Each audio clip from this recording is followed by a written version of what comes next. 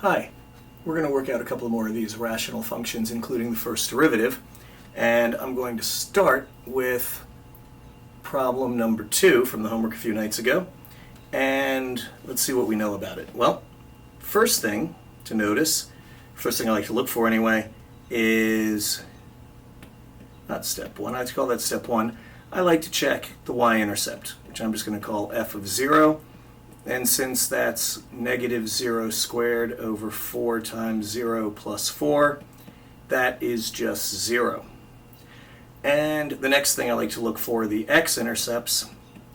And this one's not all that interesting because, again, the x-intercepts are whatever makes the numerator equal to 0, as long as it doesn't also make the denominator equal to 0. Same factor top and bottom, that's what gives you a removable discontinuity. So we're only looking at the numerator again. The only thing that makes x squared equal to 0 is when x equals, well, 0. And as we saw, putting in 0 on the bottom doesn't also give us 0, so it's a unique, distinct 0 of the numerator. It's an x-intercept. So it looks like the only place this thing hits either axis is at the origin. Next thing I like to look at is go looking for vertical asymptotes. And this is a good step to do a little factoring or rearranging of the factors. This negative sign, sometimes I like to write that as a negative 1 on the top. And the bottom, I'm going to factor out a 4 from both terms. This is the same thing. I now see negative 1 as a distinct factor, x squared. I should, if I really want to break this down to linear factors, I would write x times x, but I think I can handle the x squared without making any mistakes.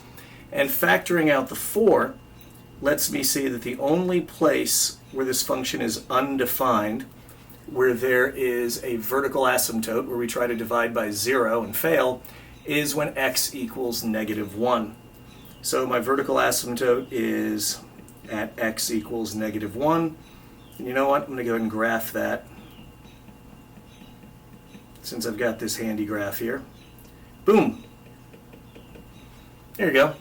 That tells me a little something. Now my end behavior is, that is the limit as x approaches infinity of what y does as x approaches infinity. And then there's the limit of what y does as x approaches negative infinity. And since we see here that we have 1 degree higher on the top than bottom, this is going to be a slant asymptote.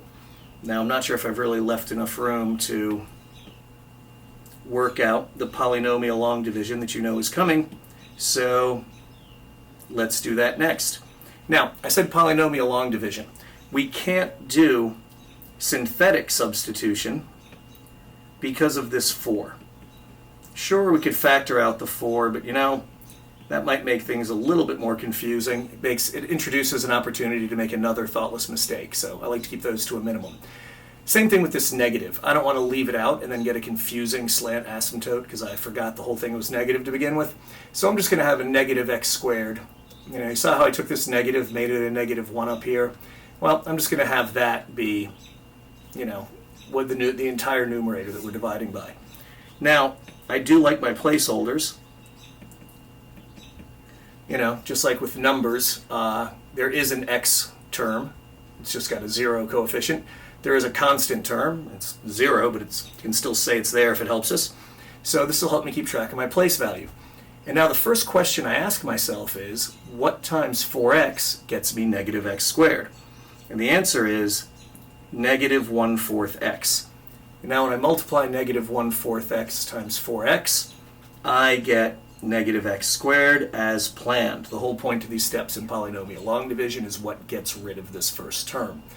So the thing is, you can't stop there. So now I have to multiply negative 1/4 x times plus 4, and that gives me minus x. I always put it in parentheses so that I remember to distribute the subtraction. Negative x squared minus negative x squared. Okay, that goes away as planned. 0x minus negative x gives me positive x. And I bring down the plus 0 right there. So now again I ask myself, what times 4x will get me x? And the answer is minus 1/4. Same thing we do with the negative x squared, but instead of trying to match this 4x to a negative x squared, we're trying to match this 4x now to this x. Minus 1/4 times 4x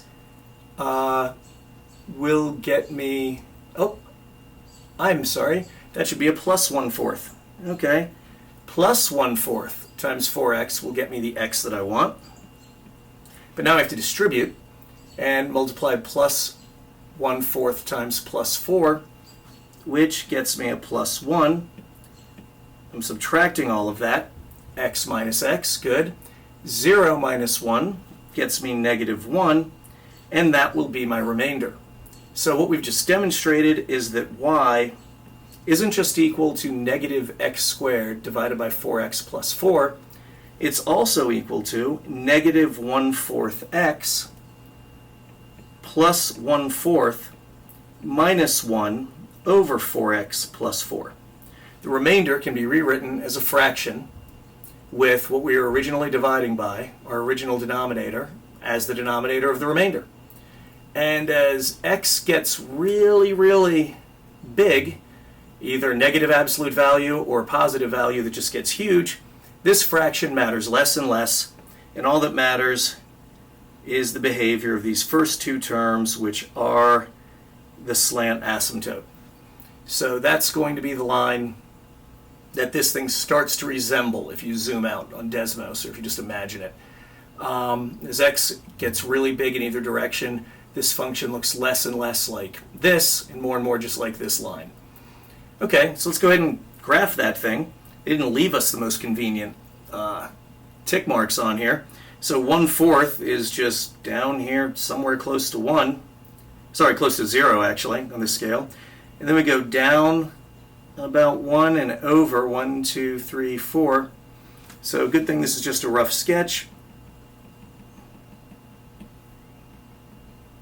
But my lines should look something like that. Okay, so starting to get an idea how, what this will look like. It hits the origin. Okay, next is sign analysis. And the factors that I'm going to want to look at for my sign analysis are, let's see, let's get rid of this distracting bit here. And, okay, now I'm going to get my factors from here. So this step is really shouldn't be necessary, but when there's a negative sitting out here like this, I like to give negative 1 its own factor number line, just to remind me that it's going to affect, it's going to change the sign on all of my final answers after I finish this sign analysis. The next one factor number line I'm going to make is for x squared. As I mentioned before, I could split x squared up into x and make 2 number lines, but I don't think I'm going to forget how x squared behaves, whereas I do tend to forget about things like a little negative sign at the beginning. So I'm not too worried about that. And the behavior of x squared is that when x is 0, you put a 0 in for x, you get 0. If you put anything negative in for x, x squared remains positive, becomes positive. If you put anything positive in for x, x squared will still be positive. If I want to, I can put the 4 in as a factor, but you know, since a factor that's always positive doesn't really change the sign analysis, that is a good one to skip if you really are looking for one to skip. But x plus 1 is not. So when x is negative 1, x plus 1 is 0. When x is anything less than negative 1, x is negative. X plus 1 is negative, excuse me. When x is anything greater than negative 1, x plus 1 is positive. Sometimes I like to draw these vertical lines in through the points that intrigue me. And I like to make a separate number line for the behavior of y, which is after all what we're ultimately interested in. Now, what we just discovered is that when when x is less than negative 1, this entire expression will be a negative times a positive divided by a positive and then divided by a negative, which is going to work out to positive. When x is equal to -1, well, that is a 0 in a factor that's in the denominator. That's going to make my actual function undefined. That's why we drew this vertical asymptote, because if you're dividing by something that is 0 at an x value, it can't exist at that x value. Between -1 and 0, if my sign analysis is correct, we're going to have a negative times a positive, divided by a positive, divided by another positive. That should be negative.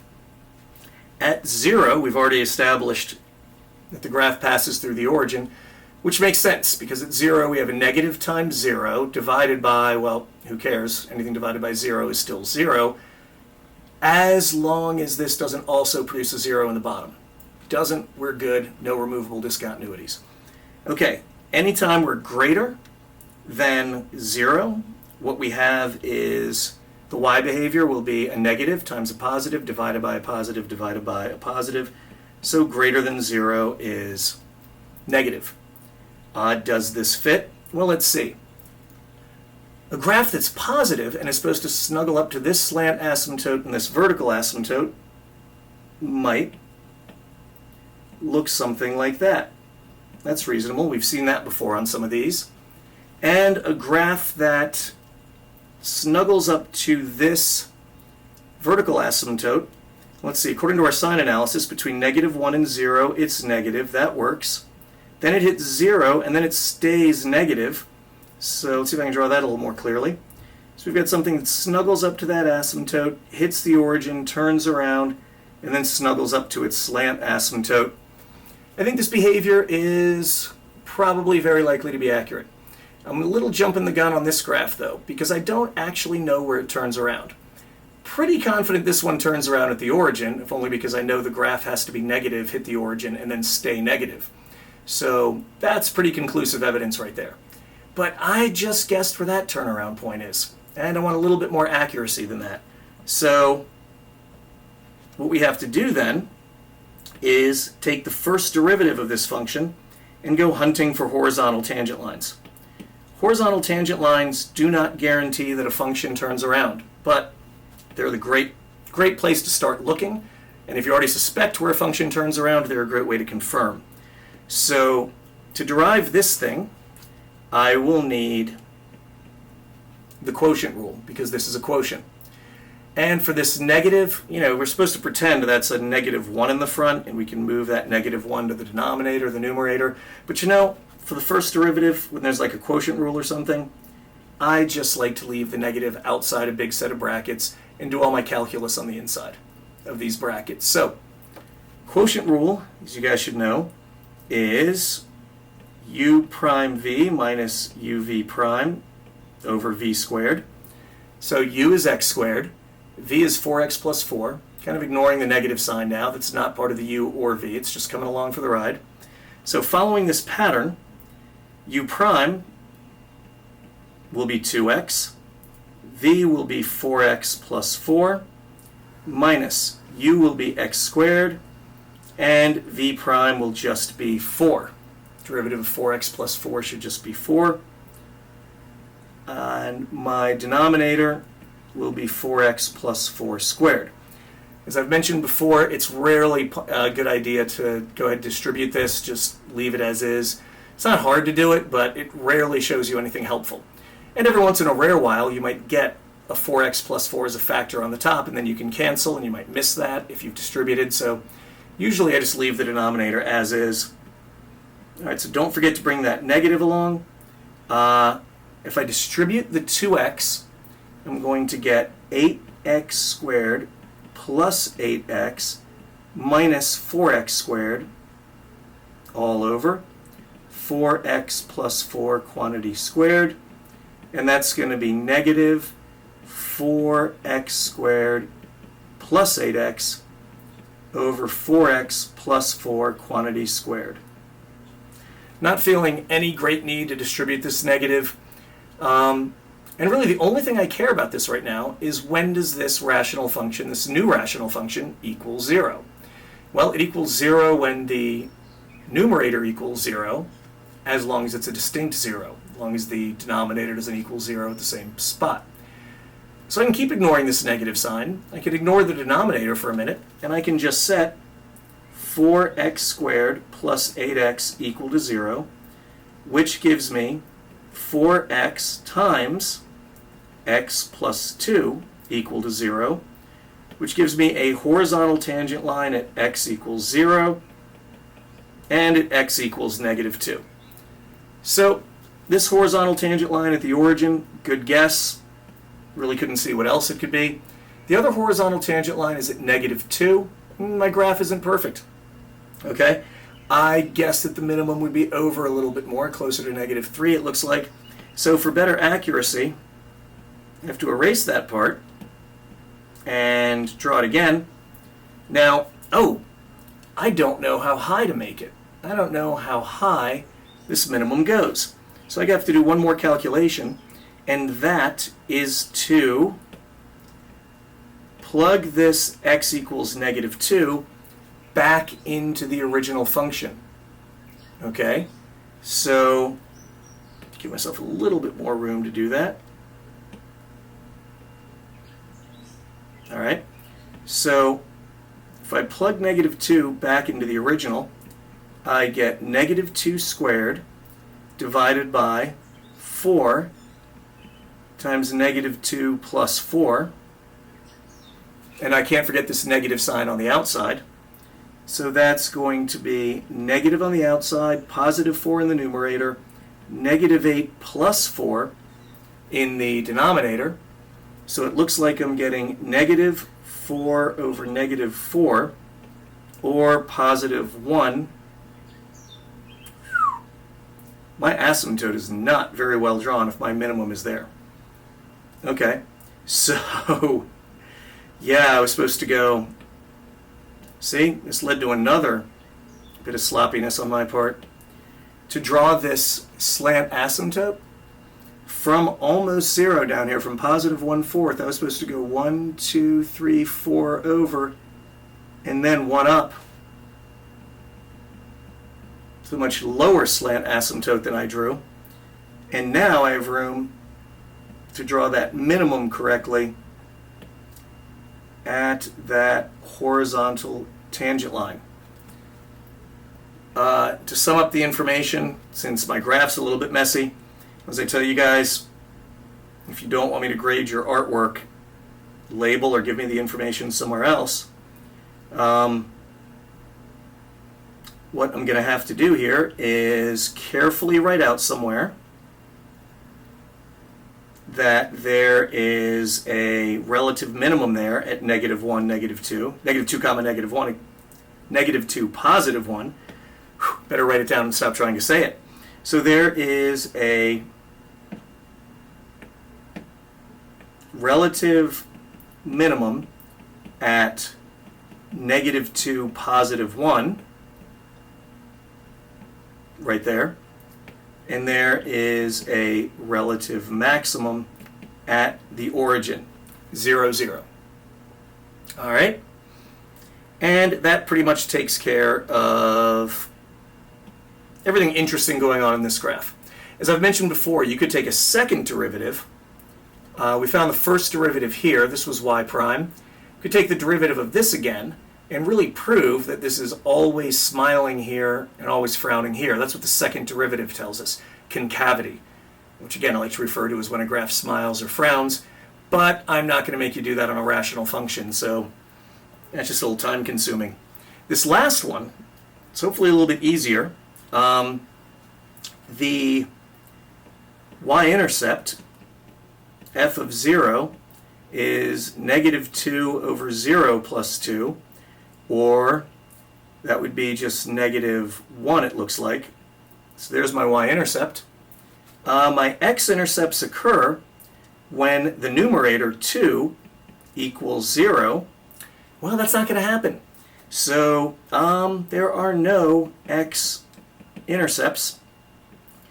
Vertical asymptotes are the next thing I like to look for.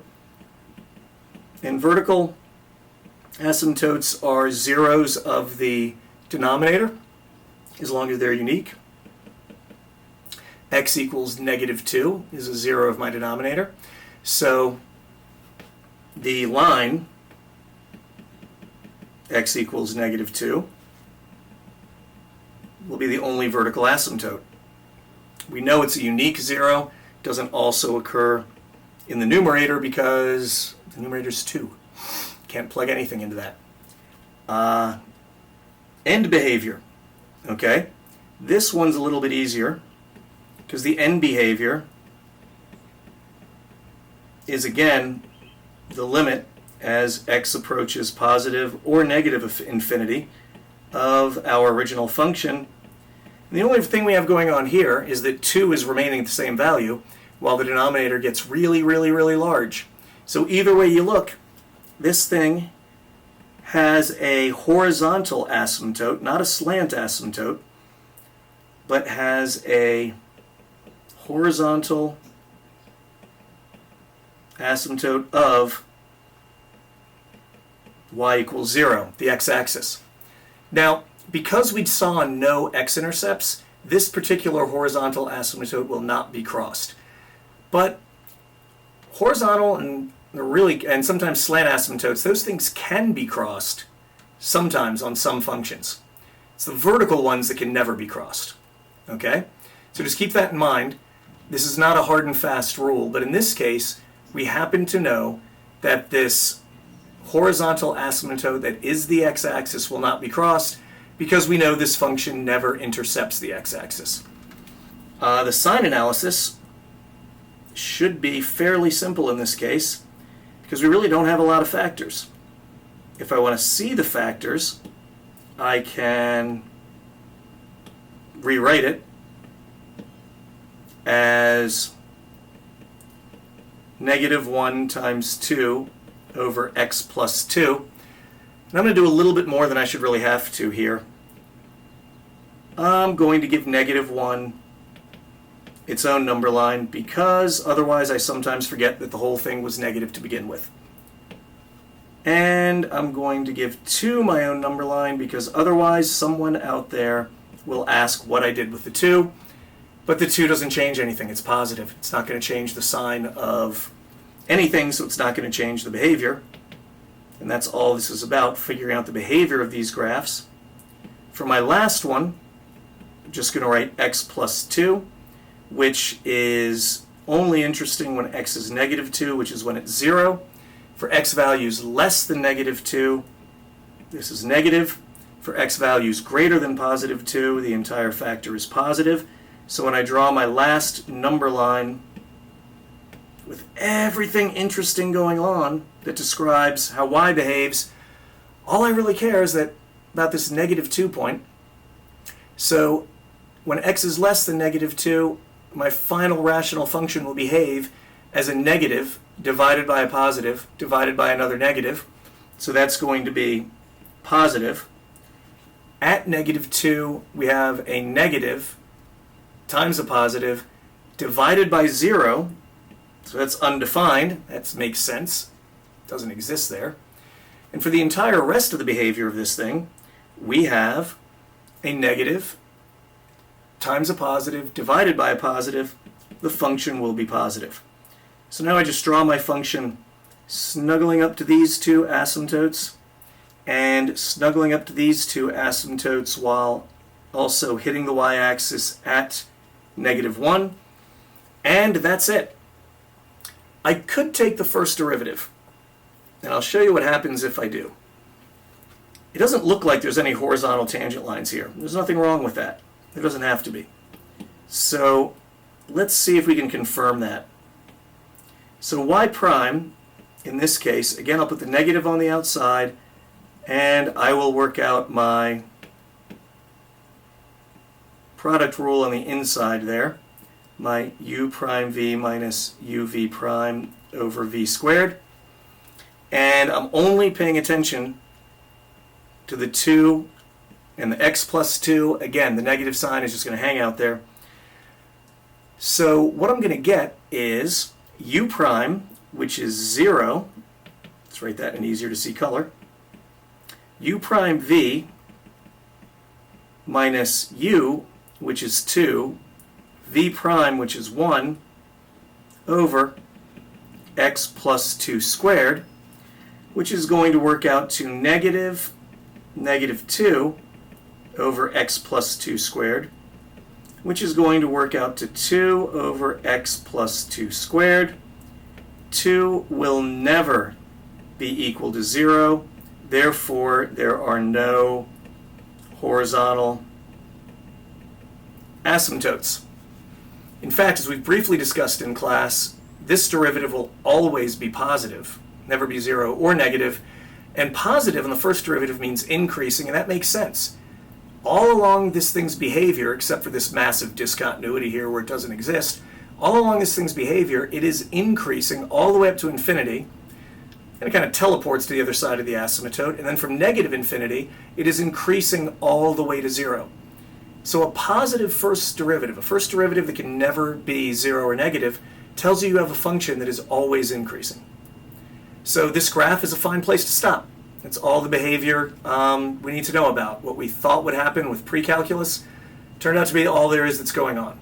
Again, we could continue to the second derivative and prove that it's always smiling over here and it's always frowning over here, but we're not going to be doing that on this test, so we'll leave that for next year. All right, I hope this helped.